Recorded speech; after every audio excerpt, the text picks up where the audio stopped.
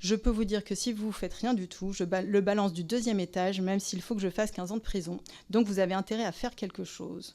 L'affaire du petit Bastien, 3 ans, tué dans le tambour d'une machine à laver, a traumatisé le pays. Mais le plus révoltant reste à venir. Devant la commission d'enquête parlementaire, l'ancienne juge d'instruction révèle une défaillance impardonnable de l'aide sociale à l'enfance. Les services sociaux avaient été prévenus la veille du drame par le père de l'enfant lui-même. Un appel de détresse d'une violence inouïe, tout simplement ignoré pour une banale histoire d'arrêt maladie. Écoutez cette révélation choc qui pointe du doigt un système totalement à la dérive. Ce qui est intéressant par rapport à votre enquête, c'est que dans cette affaire a émergé aux assises et a été retranscrit de manière claire dans le cadre des articles de presse qui ont suivi les assises, le fait que la famille était suivie après plusieurs informations préoccupantes.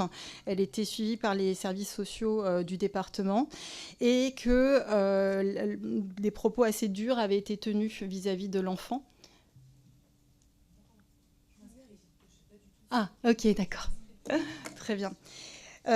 Surtout, il est apparu que donc, l'enfant est mort le 25 novembre et que le 24 novembre, à 16h58, et la présidente ou le président de la cour d'assises a fait entendre le message.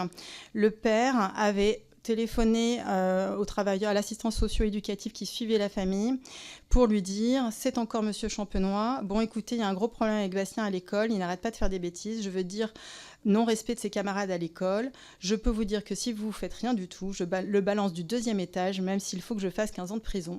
Donc, vous avez intérêt à faire quelque chose. » Fin de citation relatée dans la presse. Et l'enfant a été retrouvé mort. Donc, le message n'avait pas été écouté par l'assistant socio-éducatif qui était en arrêt maladie à ce moment-là. Ça a été largement évoqué par la cour d'assises et notamment, à sa demande, la directrice des services sociaux du département a été auditionnée par la cour d'assises pour parler du travail des services sociaux du département.